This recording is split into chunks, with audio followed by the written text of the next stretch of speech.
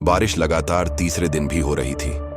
दिल्ली की सर्द रात में एक छोटे से कमरे में बैठा आरव अपनी आंखें कंप्यूटर स्क्रीन से हटाए बिना लगातार देख रहा था। स्क्रीन पर एक ऑडियो फाइल खुली थी।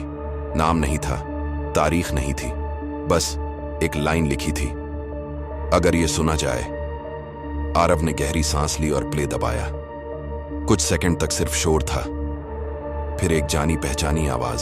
अगर ये रिकॉर्डिंग कोई सुन रहा है तो शायद मैं जिंदा नहीं हूं। मेरा नाम कोई मायने नहीं रखता, लेकिन गांव का नाम याद रखना, रुद्रपुरा। और अगर तुम यहां आए हो तो 12 बजे से पहले निकल जाना। यह आवाज उसकी मां की थी, वही मां जो 15 साल पहले एक खोजी रिपोर्ट के लिए निकली थी और फिर कभी वापस नहीं आई। 3 दिन बाद आरव अपनी पुरानी गाड़ी में बैठा पहाड़ों की ओर निकल पड़ा। जैसे जैसे शहर पीछे छूटता गया, सड़कें पतली होती गईं, नेटवर्क कम होता गया, जीपीएस बार बार घूम रहा था। अचानक स्क्रीन काली हो गई। ठीक उसी पल बारिश थम गई। सड़क के किनारे एक पुराना जंग लगा बोर्ड खड़ा।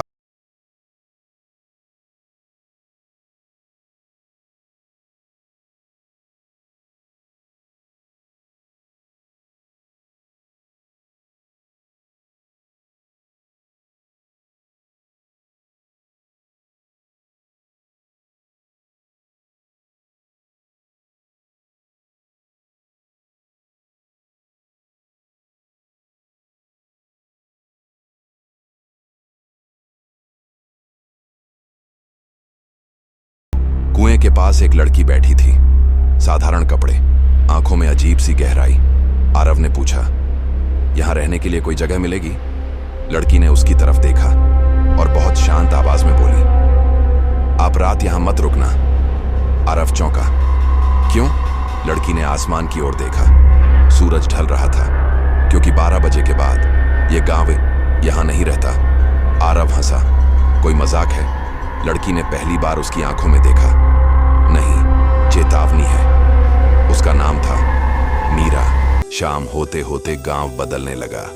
दुकानें बंद होने लगीं, लोग घरों में घुसने लगे। घड़ी में सिर्फ 8 बजे थे। आरव ने महसूस किया, यहां लोग समय से डरते हैं। उसने गांव के बुजुर्ग से पूछा, क्या कोई त्योहार है आज? बुजुर्ग ने बस इतना कहा, रोज ही है बेटा, जिंदा बच जाने का त्योहार। रात के 11:30। पूरा गांव कब्रिस्तान जैसा शांत। कुत्ते भी नहीं भौंक रहे थे, पत्ते भी नहीं हिल रहे थे। मीरा आरव को पुराने मंदिर के पास ले गई। अब जो भी हो, मेरा हाथ मत छोड़ना। आरव ने मजाक में कहा, अगर कुछ नहीं हुआ तो? मीरा ने जवाब नहीं दिया।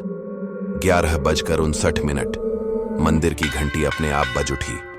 घड़ी की सुई धीरे धीरे 12 की ओर बढ़ी। हवा अचानक ठंडी हो गई। आरव के कानों में एक अजीब सी गूंज सुनाई देने लगी। जैसे ही घड़ी ने 12 बजाया, सब कुछ बदल गया। आवाजें मर गईं, हवा रुक गई। गांव पर घनी धुंध छा गई।